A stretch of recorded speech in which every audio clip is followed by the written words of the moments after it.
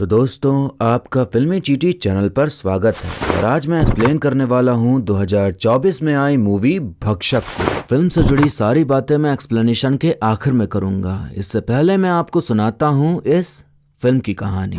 तो मूवी की शुरुआत में हम देखते हैं कि एक आदमी एक लड़की के साथ जबरदस्ती करने वाला था, लेकिन लड़की ने उससे बचना चाहा तो उस आदमी ने उसके गुप्त अंग में मिर्ची डाल दी, जिससे कि लड़की को असहनीय दर्द हो रहा था। उस आदमी को उसके दर्द से कोई फर्क नहीं पड़ता, बल्कि हंसे जा रहा था। वहाँ एक दूसरा आदमी सोनू आता है और फिर दोनों लोग उस लड़की को मार डालते हैं क्योंकि वो चिल्लाए जा रही थी। फिर उसे शमशान घाट ले जाकर जलाने के लिए दे देते हैं। इसके बाद हम देखते हैं कि गुप्ता जी नाम का एक आदमी एक लोकल न्यूज रिपोर्टर वैशाली को अपने पास बुलाता है। उसे एक फाइल पकड़ाते हुए बताता है कि ये सोशल ऑडिट रिपोर्ट है। राज्य के चाइल्ड सेंटर होम में पिछले साल सर्वे हुआ था। मुन्नवरपुर के एक चाइल्ड सेंटर होम में बच्चियों के साथ शारीरिक दुर्व्यवहार की खबर है। 2 महीने हो गए हैं रिपोर्ट आए हुए, लेकिन सरकार, पुलिस प्रशासन कोई कुछ नहीं कर रहा और ना करने वाला। वैशाली कहती है कि ये खबर झूठी निकली तो गुप्ता जी कहते हैं पहले पड़ताल कर लीजिए, फिर पैसे दीजिएगा।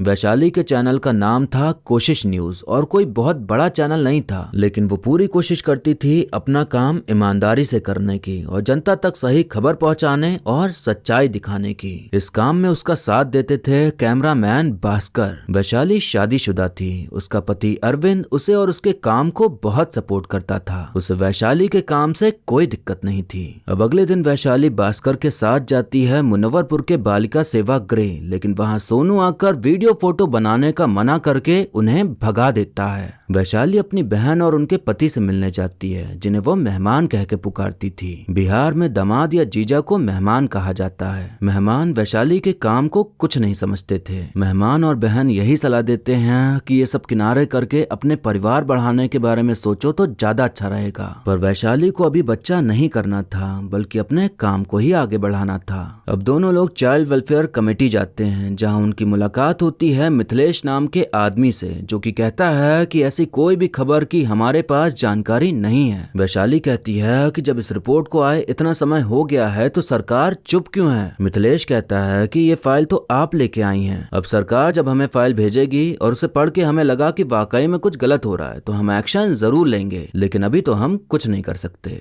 वैशाली जब घर आती है तो अरविंद उस पर नाराजगी जताते हुए कहता है कि तुम कौन सी बालिका गृह की रिपोर्टिंग कर रही हो। हमको किसी बंसी साहू का फोन आया था। मेहमान से पूछे हम तो वो बताया कि बहुत ही बुरा आदमी है वो। हम साधारण से आदमी हैं, हम दुश्मनी मोल नहीं ले सकते, समझो इस बात को। गुप्ता जी जानकारी देते हैं कि बंसी साहू 3 अखबार चलाता है। सरकार का जितना सरकारी विज्ञापन है सबसे ज्यादा इन्हीं के अखबार में छपता है। सरकार से सब्सिडी के रेट पर 60,000 पेपर उठवाए हैं और छापते केवल 3 कॉपी हैं। टोटल स्कैम चल रहा है। मुख्यमंत्री तक का कनेक्शन है इस आदमी का। वैशाली कहती है कि अगर ये सब सरकारी है तो मतलब सरकार का पूरा समर्थन होगा इनको। वैशाली अब अपने न्यूज चैनल में बालिका गृह से जुड़ी बातें करती है ताकि ये सब बंसी साहू सुने और वो खुद उन्हें अपने पास बुलाए बात करने के लिए। ऐसा होता भी है और बंसी साहू उन्हें अपने पास बुलाता है बात करने। वो कहता है कि पत्रकार हम भी हैं, अभी आपके बारे में छाप दें तो कहीं मुंह नहीं दिखा पाओगे आप। बंसी ऐसे ही घुमा फिरा के बातें करके वैशाली को धमकाता है कि जो भी वो कर रही है वो करना बंद करे, वरना अच्छा नहीं होगा। वैशाली और अरविंद में वैशाली के काम को लेकर खूब बहस होती है, क्योंकि अरविंद डर रहा था कि कहीं वो बंसी हमारे साथ कुछ कर ना दे। बालिका गृह में रहकर लड़कियां जब 18 की उम्र से ज्यादा की हो जाती थीं तो उन्हें दूसरे बालिका गृह में भेज दिया जाता था, पर मुन्नवरपुर के बालिका गृह से किसी को कभी कहीं भेजा ही नहीं गया। ये सारी बातें तब पता चलती हैं जब वैशाली ग्राउंड लेवल पर उतरकर जांच पड़ताल करती है। वैशाली को सुधा नाम की एक लड़की के बारे में पता चलता है, जो कि पहले मुन्नवरपुर के बालिका गृह में खाना बनाने का काम करती थी। सुधा कहती है कि हम सब बताएंगे, पर मेरा नाम सामने नहीं आना चाहिए। वो बताती है कि वहाँ हम खाना बनाने की नौकरी के लिए गए थे, जहाँ सबसे पहले मुलाकात हुई सोनू से। सोनू ही था जो कि सब कुछ संभालता था। उसके बाद फिर हम बेबी रानी से मिले, जो कि देखने में तो बहुत अच्छी थी, लेकिन बाद में पता चला कि वो बस देखने में ही अच्छी है। हम जब बच्चों के कमरे में गए तो देखा कि एक बड़े से हॉल में कई सारी लड़कियां जमीन पर बैठी हुई हैं। बेबी रानी ने बताया कि इनमें से कुछ लड़कियां पागल हैं, दांत भी काट लेती हैं, तो बच के रहना।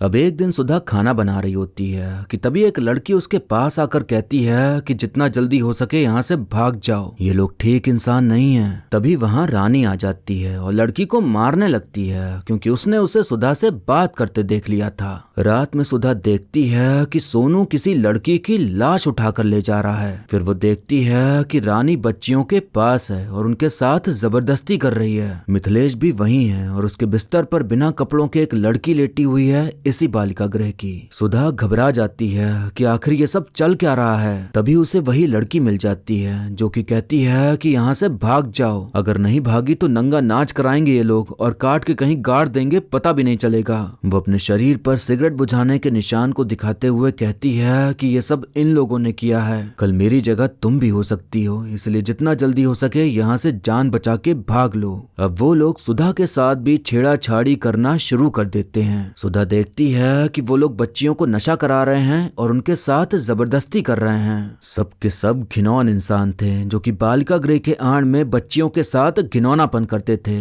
और इन्हें रोकने वाला कोई नहीं था। सुधा मौका देख सामान पैक करके छुप छुपा के वहां से भाग निकलती है। ये सब सुनने के बाद भास्कर कहता है कि सुधा को तो बोलना चाहिए ना, वो चुप क्यों है। वैशाली कहती है कि इसमें उसकी गलती नहीं है, ये जो हमारा समाज है ना, ऐसी बच्चियों को अपंग बना दिया है। वो नहीं बोल सकती लेकिन हम तो बोल ही सकते हैं। इंसान अपने दिमाग का इस्तेमाल करके अपनी जुबान चला सकता है, अगर हम वो भी नहीं कर सकते तो हमें अपने आप को जानवर मान लेना चाहिए। उन बच्चियों को इंसाफ दिलाने के लिए हमें पूरी ताकत झोंकनी होगी। अब हम देखते हैं कि मेहमान वैशाली के घर आते हैं ये समझाने कि बंसी साहू सही आदमी नहीं है, जो कर रही हो वो करना छोड़ दो, अगर तुम्हें कुछ करना ही है तो कोर्ट जाओ, केस करो, पत्रकारिता कहाँ से बीच में घुस आई। वैशाली कहती है कि अगर केस करना है तो इसके लिए वकील की जरूरत होगी और वकील तो आप हो ही, तो अब हमारे लिए एक PIL दर्ज करिए, क्या कर पाएंगे आप।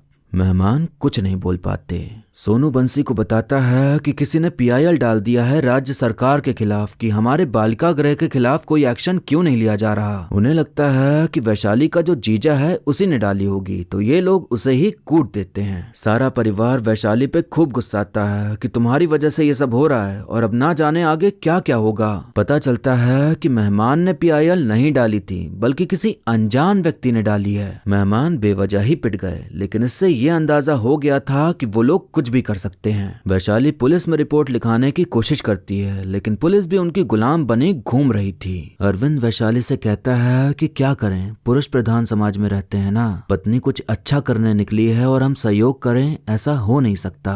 अरविंद समाज का और परिवार का सोच के वैशाली को रोकता रहता था, लेकिन अंदर से वो जानता था कि वो जो कर रही है सही कर रही है और इस चीज में वो पूरी तरह से उसके साथ था। वैशाली अस्पताल के बाहर एक वीडियो रिकॉर्ड करती है जिसमें कि वो बताती है कि एक वकील ने इस मुद्दे पर एक याचिका दर्ज की तो उस पर हमला करा गया। पुलिस ने रिपोर्ट लिखने में झिझक दिखाई तो हो सकता है कि उन पर दबाव हो, पर हम पर नहीं है। आज से हमारे चैनल पर रोज एक स्पेशल रिपोर्ट चलाएंगे जिसका नाम है भक्षक। इस रिपोर्ट के जरिए हम इस केस से जुड़ी सारी जानकारी आप तक पहुंचाएंगे जब तक इस केस में इंसाफ न हो और इससे जुड़े सारे लोगों को सजा न मिल जाए। मुनव्वरपुर में एक नई लेडी SP की पोस्टिंग हुई थी तो वैशाली उनके पास जाती है इस उम्मीद में कि वो तो उसे समझेंगी। सारी बातें सुनने के बाद SP जसमीत कहती हैं कि मैं अपने ऊपर के अधिकारियों से बात करती हूँ, देखते हैं क्या हो सकता है। जसमीत के आदेश देने पर पुलिस सोनू को गिरफ्तार करने जाती है क्योंकि उसी ने मेहमान को पीटा था, लेकिन बंसी उन सबको भगा देता है। हमें पता चलता है कि जो PIL किया था वो इंसान कोई और नहीं गुप्ता जी हैं। वो सोचे कि कार्रवाई होगी लेकिन हुआ कुछ नहीं, बल्कि मेहमान जी पिट गए।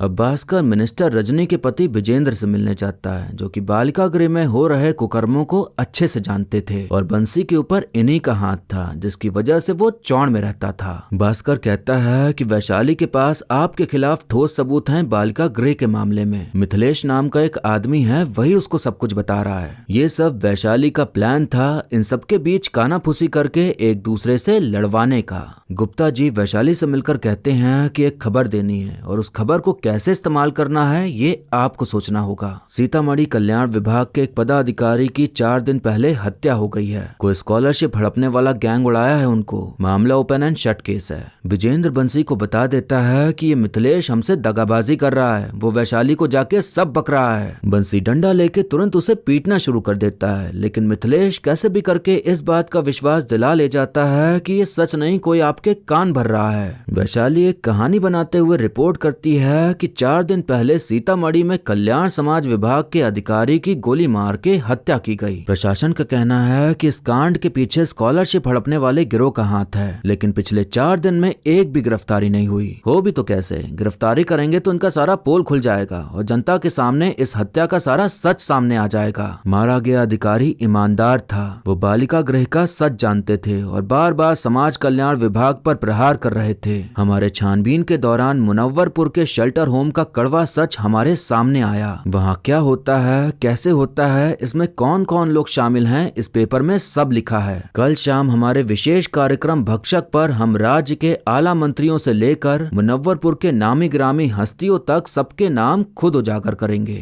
वैशाली के हाथ में जो कागज था उसमें कुछ नहीं लिखा था, लेकिन इस खबर के बाद सभी लोगों की हवा टाइट हो जाती है कि कहीं हम सबके कुकर्म सामने ना आ जाएं। इस खबर के बाद सीधा मुख्यमंत्री का ऑर्डर आता है उन सभी को गिरफ्तार करने का। कोई नहीं जानता था कि किसका नाम सामने आ जाए, इसलिए ऊपर बैठे आला अधिकारी अपनी जान बचाने के लिए अपने नीचे वालों को किनारे करना चाहते थे। जसमीत वैशाली से कहती है कि भले उनके खिलाफ FIR हो गई है, लेकिन FIR राज्य सरकार ने महिला पुलिस थाने में किया है। जो भी करना है महिला पुलिस थाना और चाइल्ड वेलफेयर एसोसिएशन करेगा। कल बच्चियां तो वहां से बाहर निकल आएंगी और फिर उनका मेडिकल टेस्ट होगा और उसके बाद उन्हें चाइल्ड वेलफेयर एसोसिएशन को सौंप दिया जाएगा। वहां उनका बयान लिया जाएगा और अगर कुछ साबित होता है तब जाके कार्रवाई होगी। चाइल्ड वेलफेयर एसोसिएशन का हेड मिथिलेश था, तो वैशाली समझ गई थी कि इतना सब करके कोई फायदा नहीं, क्योंकि वो तो गलत रिपोर्ट बना के सबको आजाद कर देगा और सारी मेहनत धरी की धरी रह जाएगी। सब पकड़े जाने वाले थे, तो मिथिलेश उन सब का साथ छोड़ किनारे हो लेता है। जरूरत थी ठोस सबूत की, तो वैशाली सुधा के पास जाती है और उससे विनती करती है कि वो सामने आए और लोगों को वहाँ का सच बताए। सुधा कहती है कि वो अच्छे लोग नहीं हैं, ऐसे लोग के साथ न दोस्ती अच्छी न दुश्मनी, और उन लड़कियों से हमारा कोई मतलब नहीं है। वैशाली कहती है कि जिन बच्चियों ने तुम्हें वहाँ से भगाया तुम्हें उनसे ही मतलब नहीं, अगर वहाँ से भागी नहीं होती तो तुम्हारा भी जीवन उन बच्चियों जैसा होता। अगर ये लोग पकड़े नहीं गए तो फिर कोई और छोटी बच्ची इनका शिकार बनेगी, फिर कोई सुधा उनके यहाँ खाना पकाने जाएगी और शायद उसकी किस्मत तुम्हारी तरह ना हो। हमारे पास भी तो मौका था कि हम आराम से अपनी जिंदगी जिएं, हमें क्या मतलब किसके साथ क्या हो रहा है। कोई हमसे ना कुछ पूछ रहा था, न हमें कहीं जवाब देना था कि उस बालिका गृह में क्या हो रहा है। हमको सिर्फ खुद को जवाब देना है। अगर हम तुम्हारी तरह सोचने लग गए तो सो नहीं पाएंगे, हम आंखें नहीं मिला पाएंगे खुद से।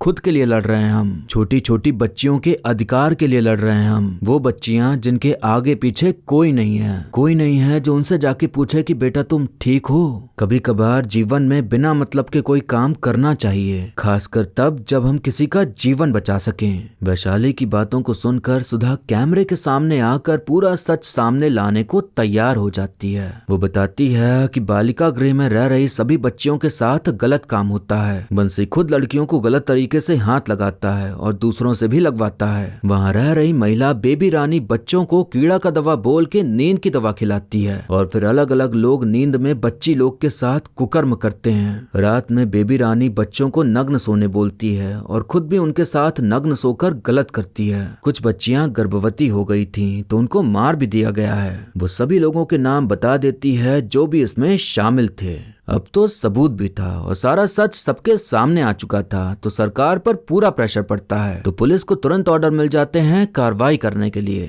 जसमीत बंसी और उसकी गैंग को गिरफ्तार कर लेती है और सभी बच्चियों को उस नरक से निकाल लिया जाता है। अब तक कोई नहीं आया था इस सच को उजागर करने के लिए, लेकिन जब ये केस बड़ा बन गया तो पूरी मीडिया चली आई थी इस केस की रिपोर्टिंग करने। मुख्यमंत्री मीडिया में बयान देते हैं कि हमारी सरकार तो महिलाओं के बारे में ही सोचती है, तो अगर उनके साथ साथ कुछ गलत होता है तो उन्हें न्याय जरूर मिलेगा। मंत्री रजनी सिंह सारा क्रेडिट खुद ही ले लेती हैं कि उन्होंने कार्रवाई करने के आदेश दिए थे, जबकि उनके पति खुद ही शामिल थे इस सब में। मिथिलेश भी मीडिया के सामने ऐसा बन जाता है जैसे वो बहुत ईमानदार कर्मचारी है और गुनहगारों को सजा दिलाना चाहता है। असल में तो वो खुद भी इसमें शामिल था, लेकिन बच निकला।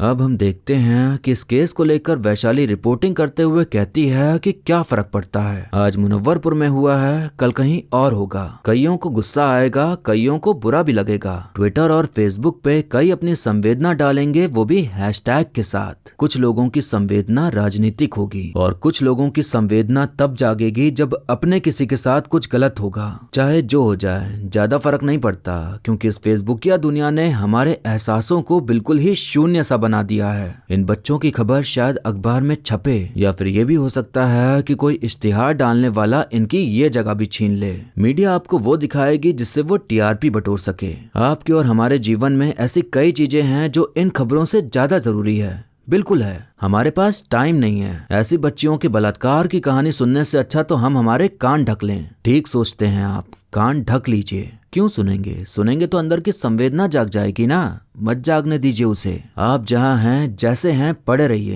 बिल्कुल शून्य की तरह। आप वही सुनिए जो मसालेदार हो, जो आपको मजा दे, जो टीवी न्यूज चैनल वालों का टीआरपी बढ़ाए। वो बच्चियां अनाथ थीं और इतनी छोटी कि उन्हें समझ भी नहीं आ रहा होगा कि उनके साथ हो क्या रहा है। आप और हम तो किस्मत वाले हैं कि छोटी से छोटी चीज हमारी माँ के साथ बात कर सकते हैं, उन्हें बता सकते हैं। लेकिन इन लड़कियों की किस्मत ऐसी नहीं। आप इसके बारे में ज्यादा मत सोचिए, सोचेंगे तो अंदर की संवेदना जाग जाएगी ना। उसे सोने दो। जाते जाते बस एक सवाल छोड़ के जा रही हूँ, अगर मन करे तो सोचेगा, वरना कोई बात नहीं। दूसरों के दर्द में दुखी होना भूल गए हैं क्या, या अपने आप को भक्षक मान चुके हैं? कैमरामैन भास्कर सिन्हा के साथ हम वैशाली सिंह, कोशिश न्यूज, पटना से।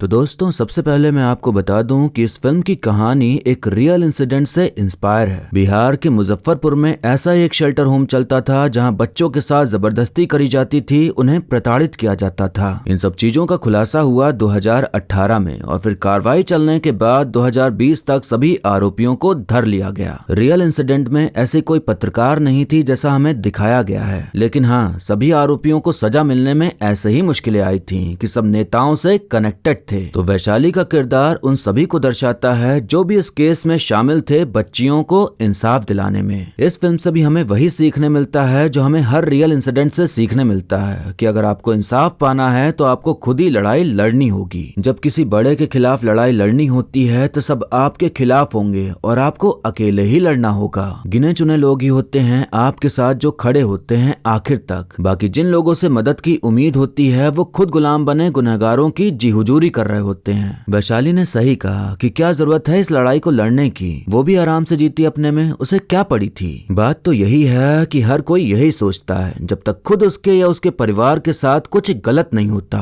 वैशाली सिर्फ उन लड़कियों के लिए नहीं बल्कि हर उन बच्चियों के लिए लड़ रही थी जो कि शायद आगे चलकर उन दरिंदों का शिकार बनती। वो उन लड़कियों को तो बचाना ही चाहती थी, साथ ही साथ वो और किसी को उस नरक में नहीं देखना चाहती थी। अगर वो नहीं रोकती तो कोई और रोकने वाला था भी नहीं। इस चीज को उसे बढ़ावा देना था कि एक बार हिम्मत करो तो सही, लड़ो तो सही। नहीं लड़ोगे तो जो आप किसी और के साथ होते देख रहे हो वो कल आपके साथ भी होगा और तब आपको बचाने वाला कोई नहीं होगा। इसीलिए जरूरी था उसका इस लड़ाई को लड़ना, ताकि जिस समाज में वो रहती है वो भी इस समाज में सुरक्षित जी सके। जो पीछे हट रहे थे गलती उनकी भी नहीं है, वो करे भी तो क्या करें। उनके सामने उनके परिवार का चेहरा आ जाता है तो वो चाह कर भी कुछ नहीं कर पाते। वो अकेले हों तो किसी से भी भिड़ जाएं, पर उनके साथ जो बाकियों का रिश्ता जुड़ा है फिर उनका क्या होगा, यही सोचकर कोई कुछ नहीं कर पाता। बहुत हिम्मत चाहिए ऐसी लड़ाई लड़ने के लिए। कोई बहुत आसान चीज नहीं है किसी ऐसे इंसान के खिलाफ बोलना जिसके खिलाफ कोई नहीं बोल पा रहा। इसमें आपकी पूरी जिंदगी बर्बाद हो सकती है, सब खत्म हो सकता है। इसीलिए किसी की हिम्मत नहीं हो पाती ऐसा कदम उठाने की, पर जिसने कदम उठाया वो डटा रहा। या तो वो मर जाएगा या तो जीत जाएगा, यही दो चीजें हो सकती हैं और इसमें मरने के चांसेस जीतने से कई गुना ज्यादा रहते हैं। फिल्म की कहानी की बात करें तो इसे बहुत ही अच्छे से लिखा गया है और इसके डायलॉग्स ऐसे हैं कि आपको सोचने पर मजबूर कर दें, जो ये फिल्म आपको सोचने पर मजबूर करना चाहती है। लास्ट में वैशाली द्वारा बोली गई बातें हमारे लिए ही थी कि हम सोचे, समझे, जाने और आवाज उठाएं हमारे आस पास हो रहे गलत के खिलाफ। फिल्म में मीडिया, पुलिस, नेता सबकी अच्छे से धोती उतारी गई है कि जब ये सब होता है तो कोई कुछ नहीं करता।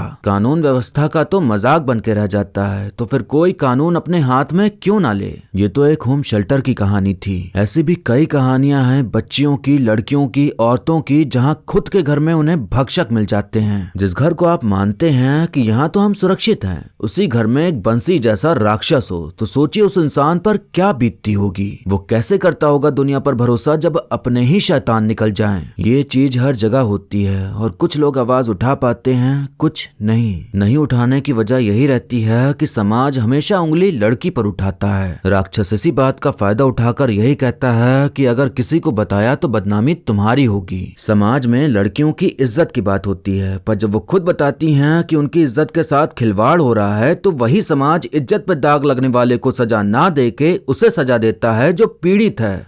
किस्मत वाले होते होंगे वो लोग जिनके माता पिता समझते हैं, जानते हैं और अपने बच्चों की सुनते हैं। पर कई घरों में आज भी कोई इन भक्षकों का शिकार हो रहा है और उसे बचाने वाला, उसे हिम्मत देने वाला कोई नहीं। हिम्मत खुद जुटानी होगी। कोई नहीं है तो कोई बात नहीं, खुद लड़ो। ये दुनिया, ये समाज जो कहे उसे कहने दो, मतलब ही बन जाओ एकदम। जब समाज आपका दर्द नहीं समझता तो ऐसे समाज की सुन के क्या ही होगा, उसका बहिष्कार कर दो।